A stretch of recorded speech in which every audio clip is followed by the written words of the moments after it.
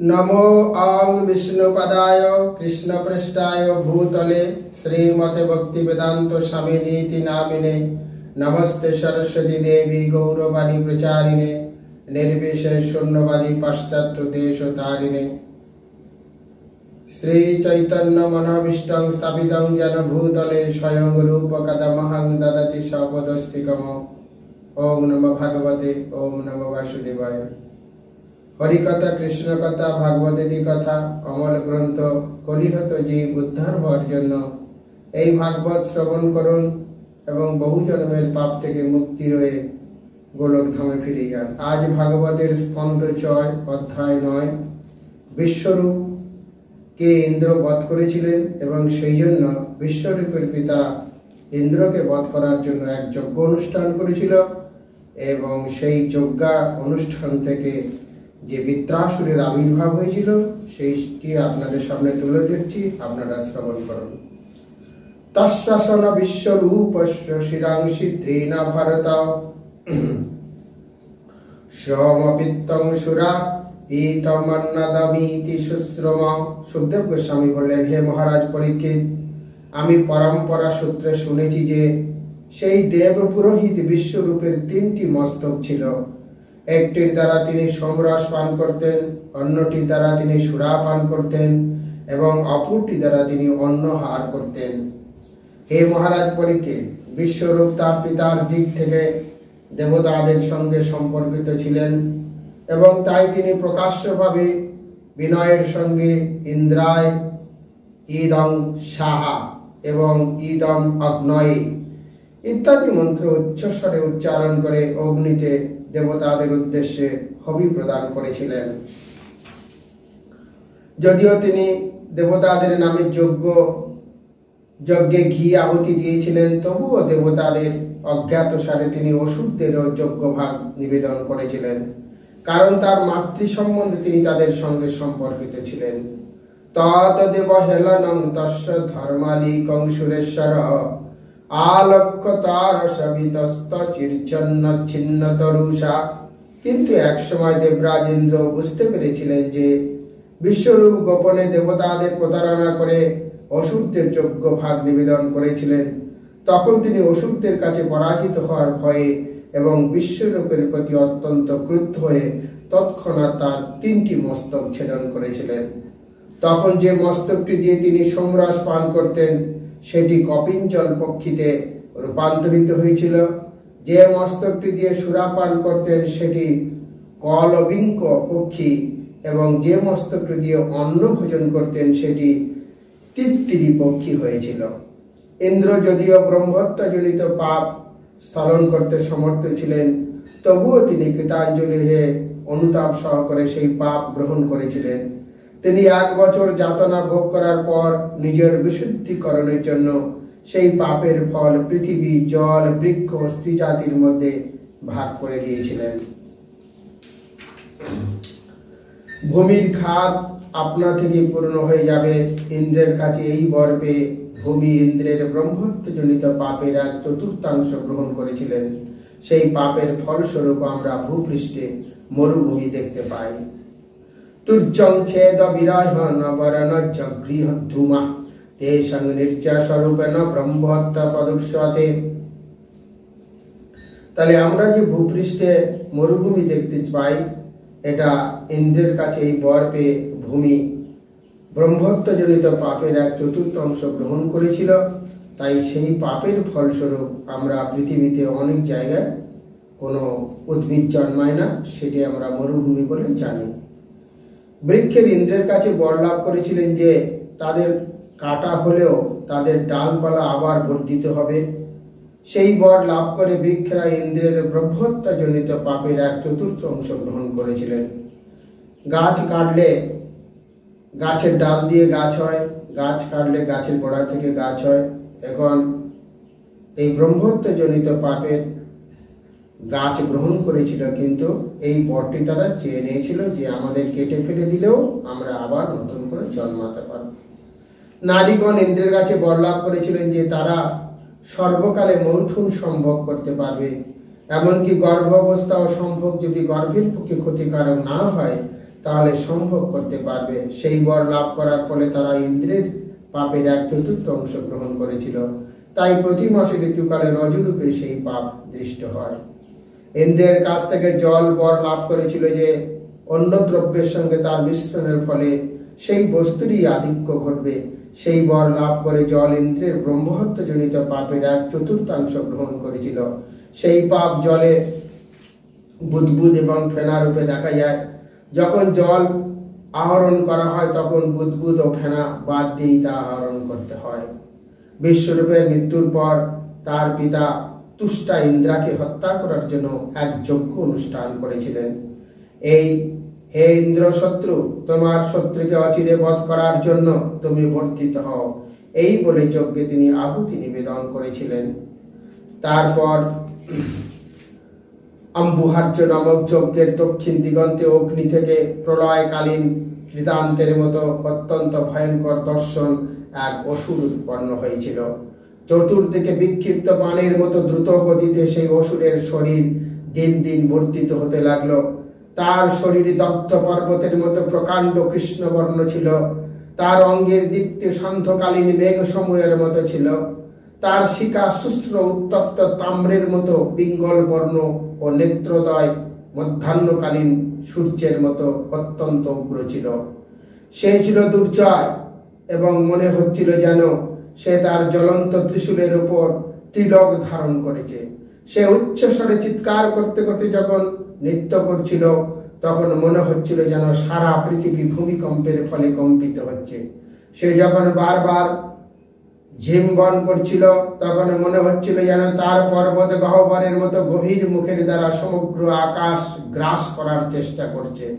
তাকে মনে হচ্ছিল যেন সে তার জিহ্বার দ্বারা আকাশে নক্ষত্রগুলিকে লেহন করছে এবং তার দীর্ঘ তীক্ষ্ণ দন্তের দ্বারা ত্রিভুবনকে গ্রাস করছে। সেই ভয়ঙ্কর অসুরকে দর্শন করে মানুষেরা ভীত হয়ে 10 দিকে পলায়ন করতে শুরু করলো।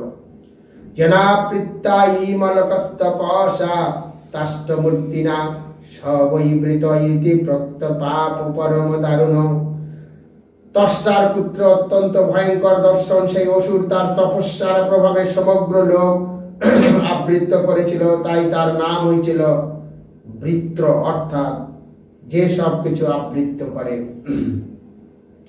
ইন্দ্র প্রমুখ দেবতারা সসৈন্যে তার প্রতি ধাবিত হয়ে তাদের দিব্য অস্ত্রের দ্বারা তাকে আক্রমণ করেছিল, কিন্তু বৃত্রাসুর তার সমস্ত অস্ত্রশস্ত্র গ্রাস করেছিল। অসুরের এই প্রকার প্রভাব দর্শন করে দেবতারা অত্যন্ত বিষণ্ণ এবং আশ্চর্যচম্বিত হয়েছিল।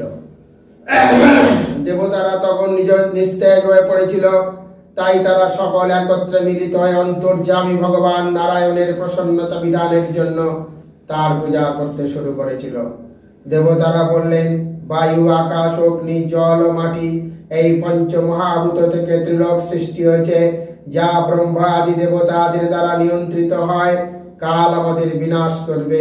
এই ভয়ে ভীত হয়ে আমরা কাল কর্তৃক নির্দেশিত কর্ম অনুষ্ঠান দ্বারা সেই কালকে উপহার প্রদান করি, কিন্তু সেই কাল ও ভগবানের ভয়ে ভীত।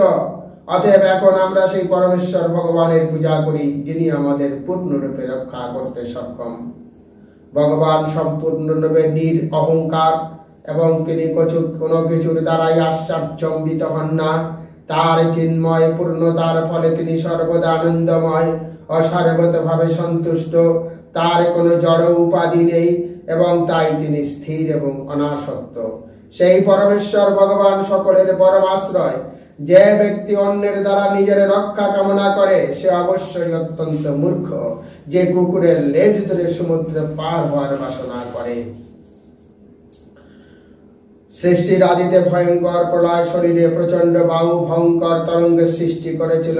সেই মহা তরঙ্গ থেকে যে ভয়ঙ্কর শব্দ হয়েছিল, তার ফলে ব্রহ্মা তার কমলা আসন থেকে প্রলয় শরীরে পতনমুখ হয়েছিলেন। তখন তাকে যিনি রক্ষা করেছিলেন সেই পরমেশ্বর ভগবান আমাদের এই ভয়ঙ্কর পরিস্থিতিতে রক্ষা করবেন। ভগবান তার অচিন্ত অন্তরঙ্গা শক্তি প্রভাবে বহু দিব্য শরীরে নিজেকে বিস্তার করেন। যেমন দেবতাদের মধ্যে বামনদের রূপে, ঋষিদের মধ্যে পরশুরাম রূপে, পশুদের মধ্যে নৃসিংহ, বারাহ আদি রূপে, জলচরদের মধ্যে মৎস্য, কর্মরূপে এবং মানুষদের মধ্যে শ্রীকৃষ্ণ শ্রীরামচন্দ্র রূপে তিনি আবির্ভূত হন। তার অহেতুক কৃপার প্রভাবে তিনি সর্বদা অসুরদের দ্বারা উৎপীড়িত দেবতাদের রক্ষা করেন। তিনি সমস্ত জীবের পরম আরাধ্য, পরম কারণ, প্রকৃতি ও পুরুষ রূপে তিনি সমস্ত সৃষ্টির মূল। এই ব্রহ্মাণ্ড থেকে ভিন্ন হওয়া সত্ত্বেও তিনি বিরাট রূপে এই ব্রহ্মাণ্ডে বিরাজ করেন। আমাদের ভয়াপ্ত অবস্থায় আমরা তার শরণাগত হই। সুখদেব গোস্বামী বললেন, হে রাজন, দেবতারা এইভাবে স্তব করলে শঙ্খ চক্র গদা পদ্মধারী প্রথমে তার হৃদয় এবং তারপর তাদের সম্মুখে আবির্ভূত হয়েছিলেন। হে রাজন, শ্রীবৎস চিহ্ন কৌস্তব মণি ব্যতীত অন্যান্য অলঙ্কার বিভূষিত হয়ে ভগবানের সমতুল্য 16 সংখ্যক পার্শ্বদ দ্বারা চতুর্দিকে সেব্যমান শরৎকালীন বিকশিত পদ্ম ফুলের মতো নেত্র সমন্বিত ভগবানকে দর্শন করে দেবতারা আনন্দে বিহ্বল হয়ে ভূমিতে দণ্ডবত প্রণতি নিবেদন করেছিল এবং তারপর ধীরে ধীরে উঠে দাঁড়িয়ে তারা পুনরায় প্রার্থনা করতে শুরু করেছিল। নমস্তে যজ্ঞভির্জায় বয়সভূততে নমঃ, নমস্তে হস্তচক্রায় নমো সুপুরহূতয়ে।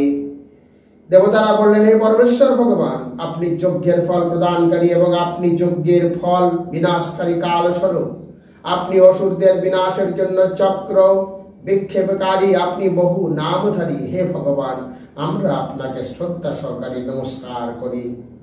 হে পরম নিয়ন্তা, আপনি ত্রিবিধ গতির নিয়ন্তা, তবু আপনার পরম ধাম হচ্ছে বৈকুণ্ঠ লোক।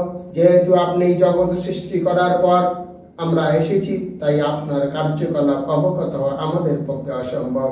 অতএব আপনাকে আমাদের ষষ্ঠত্ব প্রণতি ব্যতীত অন্য আর কিছু নিবেদন করার নেই।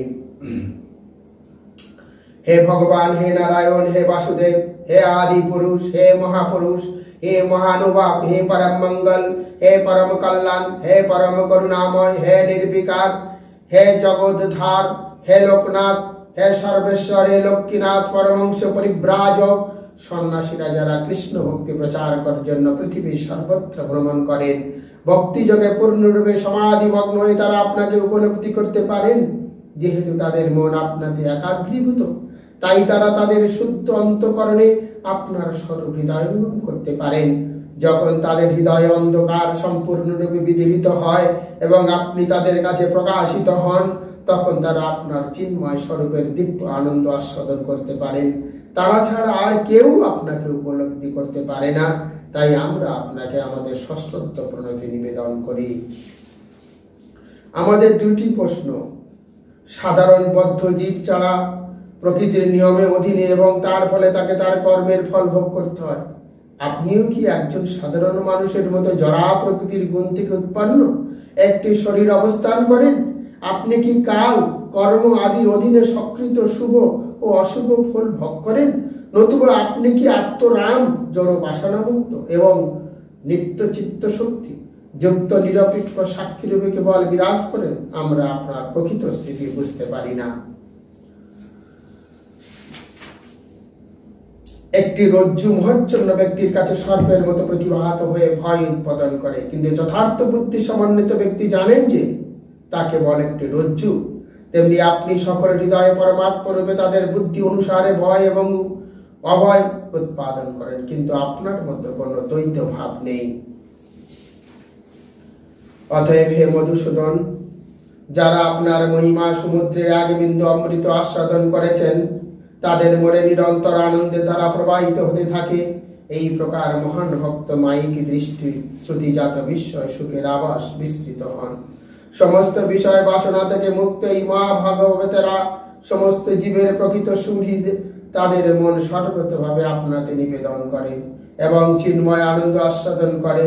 তারা জীবনের প্রকৃত উদ্দেশ্য সাধনে নিপুণ। হে ভগবান, আপনি এই ভক্তদের পরম আত্মা এবং পরম সুহৃদয়, যারা কখনোই জড়জগতে ফিরে আসেন না, তারা কিভাবে আপনার শ্রী পাদপদ্মের সেবায় পরিত্যাগ করতে পারেন?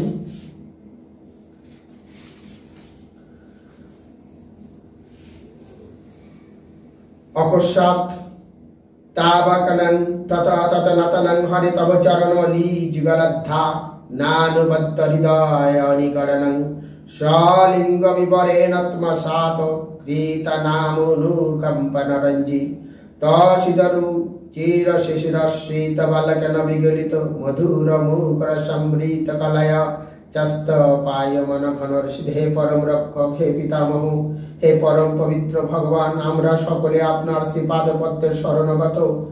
আপনার চরণাবিন্দু যুগলের ধ্যানে আমাদের চিত্ত প্রেম স্বরূপ আমাদের আপনার নিত্য দাস করে নাও এবং শীতল করুণার হাসির দ্বারা আপনার সুন্দর মুখ থেকে নিঃসৃত অমৃত মধুর বাণীর দ্বারা আমাদের বিত্র ভয়জনিত হৃদয়ের সমস্ত বেদনা প্রশমিত করো।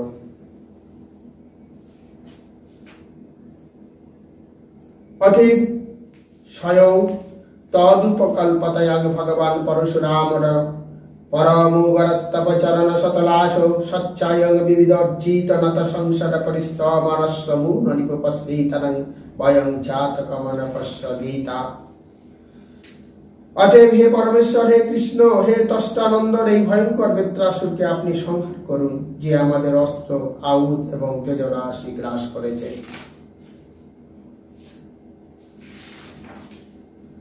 পরমেশ্বর প্রীতহয়ং বাসুরশ্রেষ্ঠা মধুপন্তন বিদ্যায় আত্মৈশ্বর্য স্মৃতি পুংসাং ভক্তিশ্চৈব জয়াময়ী। পরমেশ্বর ভগবান বললেন, হে প্রিয় দেবতাগণ, তোমরা যে আমার উদ্দেশ্যে জ্ঞান গর্ভস্তুতি নিবেদন করেছ তাতে আমি অত্যন্ত প্রসন্ন হয়েছি। এই জ্ঞানের প্রভাবে মুক্তি লাভ হয় এবং আমার প্রতি ঐশ্বর্যময় স্মৃতির উদয় হয়। তখন সে জড়া জগতের অতীত আমার দিব্য পদ উপলব্ধি করতে পারে। এই প্রকার ভক্ত পূর্ণ জ্ঞানে আমার স্তব করার ফলে পূর্ণরূপে পবিত্র হয়। এটাই আমার ভক্তির উৎসব। কিংদ্রাপন্ময়ী প্রীতে তথাপি বিপদর্চাবা মৎস্যকান্তমূর্তির নানাত্মবঞ্চতি তত্ত্ববিদ। হে বিবিধ শ্রেষ্ঠগণ, এই কথা যদিও সত্য যে আমি প্রসন্ন হলে কোন বস্তুই দুর্লভ থাকে না, তবু আমার অনন্য ভক্ত যার মন সর্বতভাবে আমাতে একনিষ্ঠ হয়েছে, সে আমার প্রেমময়ী সেবায় যুক্ত হয়। সুযোগ ব্যতীত অন্য কিছুই আমার কাছে প্রার্থনা করে না। ন বেদ কৃপণং শ্রেয়য়াত্মনা গুণ বস্তুদ্রিকতস্য অনিচ্ছাদ যচ্ছেদ যদি সহপি তথাবিদ। যারা জড় সম্পদকে সবকিছু বলে মনে করে অথবা তাদের জীবনের পরম লক্ষ্য বলে মনে করে, তাদের বলা হয় কৃপণ। আত্মার পরম প্রয়োজন যে কি তা তারা জানে না। সেই প্রকার মূর্খদের যা বঞ্চিত তা যদি কেউ তাদের দান করে, তাহলে বুঝতে হবে যে সেও তাদের মতো মূর্খ। স্বয়ং নিঃশ্রেয়াসং বিদ্যান বক্তব্যয় কর্মহি নারতি রগিনায় পত্তং বাঞ্চতঃ বিবিষত্তম। ভগবত ভক্তি সম্বন্ধে পূর্ণরূপে অভিজ্ঞ শুদ্ধ ভক্ত কখনো মূর্খ ব্যক্তিকে জড় সুখভোগের জন্য সকাম কর্মে যুক্ত হওয়া শিক্ষা দেন না, আর তাকে সেই কর্ম সাহায্য করে তো দূরের কথা, রোগী চাইলেও অভিজ্ঞ বৈদ্য তাকে অপত্য খেতে দেন না। এই প্রকার ভক্ত অজ্ঞ ব্যক্তিদের সকাম কর্মে প্রবৃত্ত হতে দেন না। মঘাবনে যতভদ্রান্ত দগ্ধঞ্চ মৃষি সত্যমম বিদ্যাব্রত পঃসরং গত্রং ঝাচতমবিরম। হে মগবন, তোমাদের মঙ্গল। তোমরা ঋষি শ্রেষ্ঠ দধিচির কাছে যাও।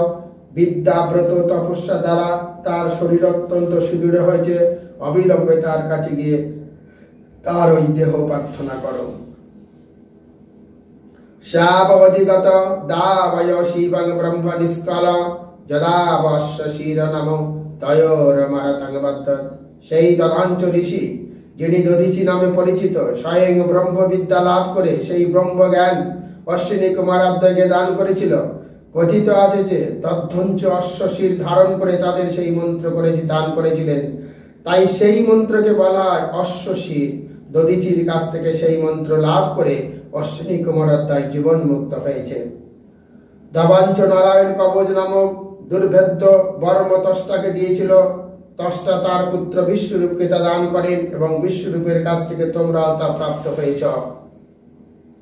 যস্যাং জজিতায় হস্যিভাং ধর্ম গহ্যাঙ্গাদি দশ্যতি ততস্তায়ুত শ্রেষ্ঠ বিশ্বকর্ম বিনির্মিত যেন বৃত্ত শির হর্তমত্ত যৌপবৃংহিতা। অশ্বিনী কুমারাদ্বয় যখন তোমাদের জন্য তার শরীর প্রার্থনা করবেন, তখন তোমাদের প্রতি স্নেহবশত তিনি অবশ্যই তা দান করবেন। এই বিষয়ে কোনো সন্দেহ করো না। কারণ দধ্বঞ্চ অতিশয় ধর্মজ্ঞ। দধ্বঞ্চ তার শরীর দান করলে তার অস্থি দিয়ে বিশ্বকর্মা বজ্র নির্মাণ করবে। সেই বজ্রের দ্বারা বৃত্রাসুরকে সংহার করা সম্ভব হবে, কারণ আমার শক্তি দ্বারা বজ্রের তেজ বর্ধিত হবে। তস্মিন বিনিহতে উওয়াং তেজহস্ত্রায়ু দ সম্পদ ভুয়া প্রসাদ ভদ্রং বোন হিংসন্তি চ মৎপরায়ণ। আমার শক্তির প্রভাবে বৃত্রাসুর নিহত হলে তোমরা তোমাদের তেজ, অস্ত্র, আয়ুধ এবং সম্পদ ফিরে পাবে। এইভাবে তোমাদের সকলের মঙ্গল হবে। বৃত্রাসুর ত্রিভুবন ধ্বংস করতে পারলেও তোমাদের কোনো ক্ষতি করতে পারবে না। সেই জন্য ভয় করো না, সেও আমার ভক্ত, তাই তোমাদের প্রতি সেও কখনো হিংসা করবে না।